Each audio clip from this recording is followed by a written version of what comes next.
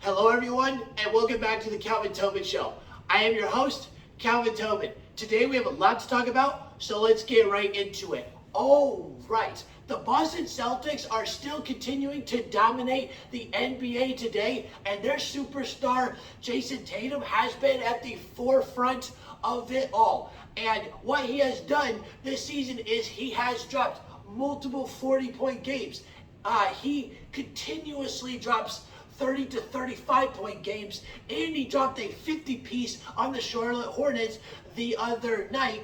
And throughout the entire season of his season so far this year, he is averaging 31.2 points per game. And last night, the Golden State Warriors were the latest victim to feel the Celtics' wrath as the Celtics beat them 121 to 118 in overtime.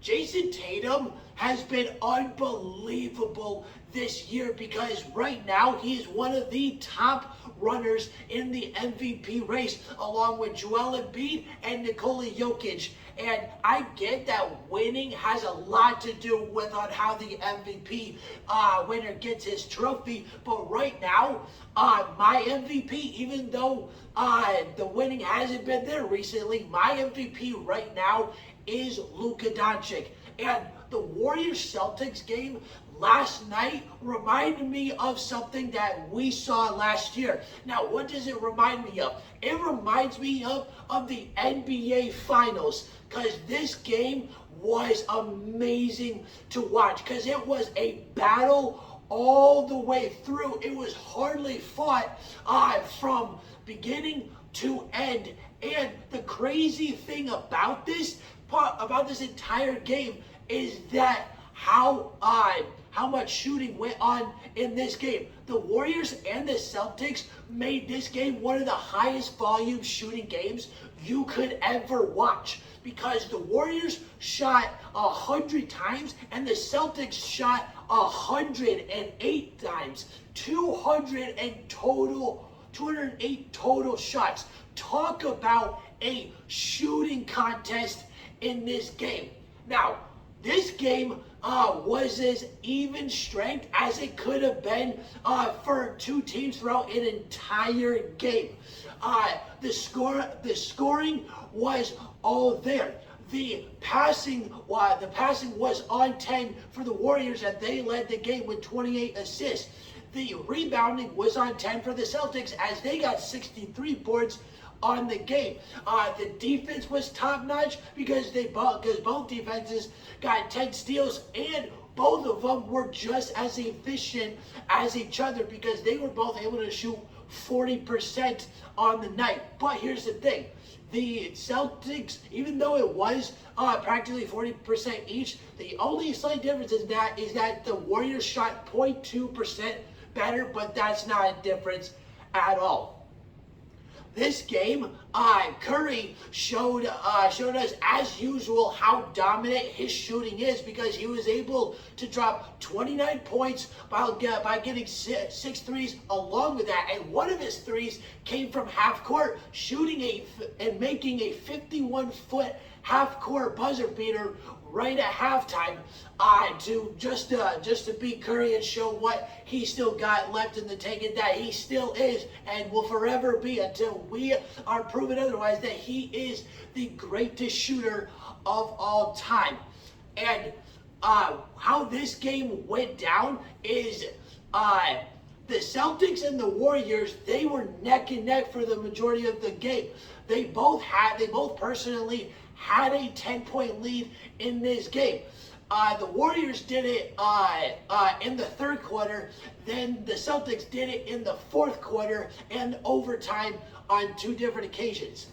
Now, along this game, as they were going neck and neck, the defense was all there, and what's really crazy is we don't see too often of Steph Curry being a threat or being a real impactful player on the defensive side. And this time he was, because he was able to get 3 steals and 2 blocks in this game. And because of it, in that third quarter where the Warriors got their 10-point lead, that's when the Celtics were slipping just a little bit, and it looked like that the Warriors at first were going to carry on and keep that lead for potentially the rest of the game, but that didn't happen because the Celtics started to come back and they were able to tie this game at 106 apiece going into overtime, and the Celtics kept up that dominance while it was happening in overtime, and the game was neck and neck just for a couple minutes.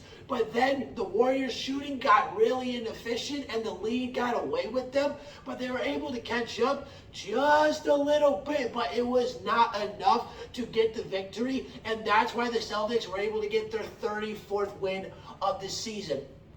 And right now, winning matters more than anything, and now more than ever, because it is the NFL playoffs right now, and it is round 2, the divisional round. And here's the thing, because of what transpired in the divisional round last year, the playoff rules in the NFL playoffs now have changed the game forever because of this one game. And we're all going to remember this, whoever watched it, because it was arguably one of the greatest playoff games that you will ever see, because it was 43-36 with the Chiefs against the Bills, and the Chiefs ended up coming out on top, winning that game 43-36 in overtime. And since that has happened, the fans were able to help out by begging for equal possessions in overtime, and because of how great that game was, it ended up happening.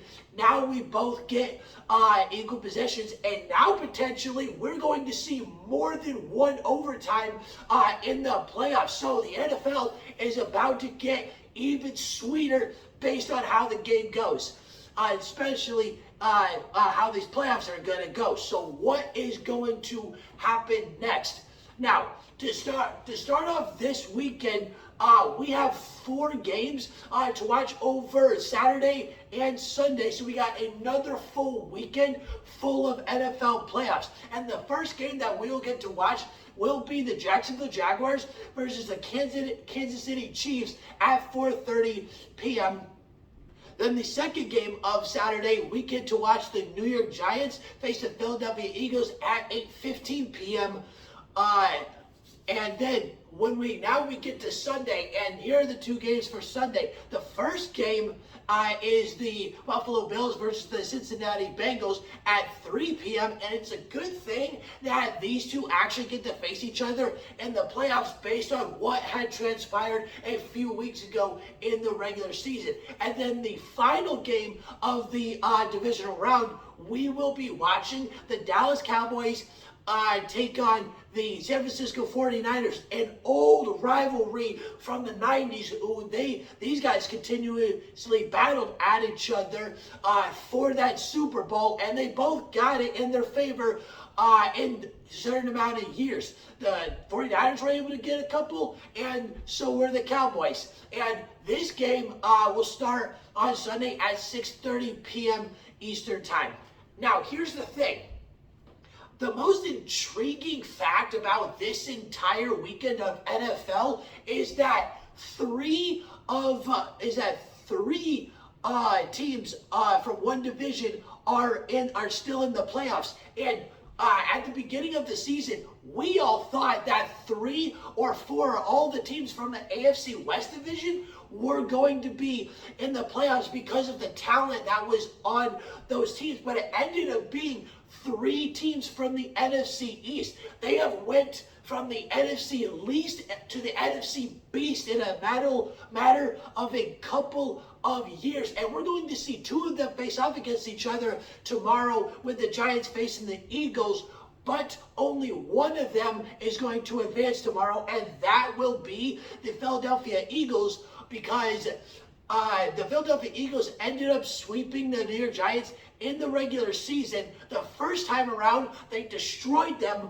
They destroyed the Giants 48-22, and then they faced them again in the last game of the season, 22-16. But that last game didn't really matter because one, the Eagles were trying, and not all the starters were in that game.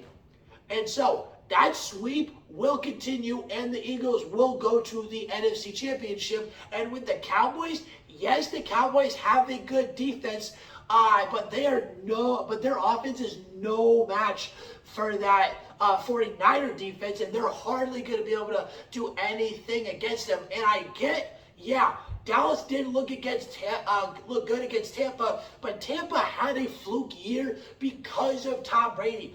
Tom Brady has shown that Father Time has officially caught up to him, and that he needs to retire, for one, and for two, he has nothing left to prove. He doesn't need to continue playing the game.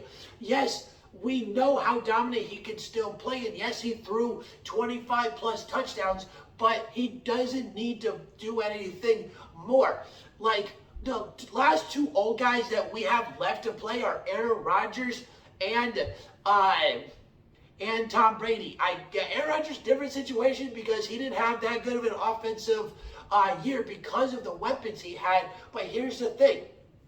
Because of that happening, it completely proved that Aaron Rodgers and Tom Brady, it may be officially time for them to hang it up and let this new generation come to full fruition, and then we can see what is going to be transpired for the next 15 to 25 years. Now, the most intriguing games that are going to be watched this weekend is, for one, the Bills versus the Bengals, because, like I said earlier, they didn't get to play against each other because of what happened to Damar Hamlin. So we're going to see on what's going to happen in a more intense situation, and they're finally going to face each other, and the Bills still are going to have a large chip on their shoulder because of what happened to Damar Hamlin. And the other game is the Jacksonville Jaguars versus the Chiefs. Now, why is this game intriguing? Well, the reason is for one, the Chiefs are about to have a chance to head to their 5th straight AFC Championship with Patrick Mahomes leading the whole way. And then for the Jaguars, we got a perfect record that is up for debate on whether Trevor Lawrence is going to get his first loss on a Saturday, because as of right now, what has transpired all throughout Trevor Lawrence's football career, from high school to the NFL, he has never lost on a Saturday, and it almost happened against the Chargers, but he pulled off one of the greatest playoff comebacks ever, coming back from 27 down, and the record that he has is 37-0. That's Trevor Lawrence's record. And will it be diminished? Well, I'm about to get to that in a second, because of the 4 games that are going to be played this weekend, my prediction on who is going to the AFC and NFC Championship will be the Chiefs versus the Bills, because I know that would be an insane game, and I think we have a real hot shot at getting a rematch, and it's in a bigger game too. And then the NFC Championship will be the Eagles versus the 49ers.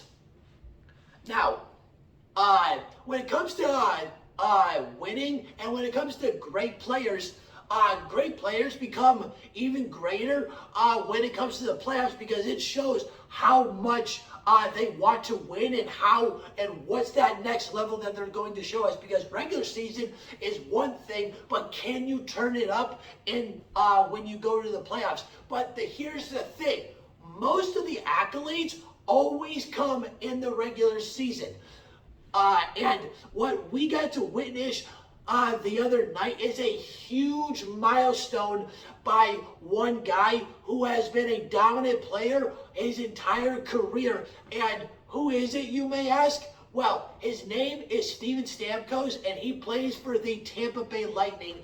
And this dude has been nothing short of outstanding throughout his entire career. And the milestone that he got to achieve was his 500th goal of his career, and he was able to get his up to his 502nd goal in the same game as he got a hat trick against the Vancouver Canucks, personally outscoring them 2, beating them 5-2. And then he was able to get his 503rd goal against the Edmonton Oilers in a 5-3 losing effort. With who Steven Stamkos is as a player, he is much better than people realize. This dude has missed 200 games in his career, and he still manages to get 500 goals in 15 seasons. The dude is a phenomenal player. And if let's just say, for theoretical terms, he has not missed one single game of his career, this guy could be upwards of towards 600, and maybe if he was that dominant, and potentially he could have been if there was no injuries, he could be closer to 700 goals. But let's just say, I would say he would have like around 630, 640 if he had no injuries. And what's crazy is throughout his 15-year career, of those 200 games, that's averaging 13 missed games per year.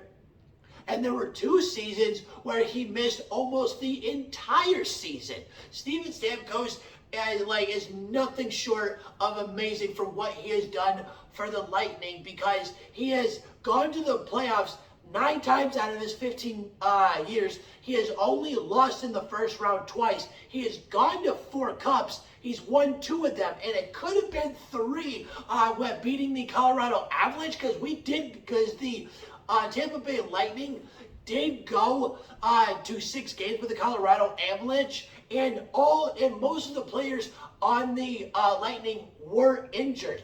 And I get there was an issue that Darcy Kemper was going through, but it was a lot more effective on the Lightning because of how much hockey they played and because of how much injuries they were going through. But here's another thing about Steven Stamkos, and this goes to show how great of a player he is and how he has been throughout his entire career.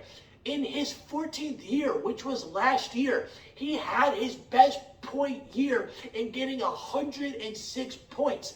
He's had multiple 90-point seasons, but he's never hit 100, and he finally hit 100 points in his 14th year. And usually when a player, it doesn't even matter which sport it is too, usually their best years come within the first 5 to 10 years of their career. And the fact that he had his best season in his 14th year just goes to show how fantastic of a player Steven Stamkos truly is. And when his career is all said and done, he could have upward towards of 600 goals and between 1,200 and 1,300 points.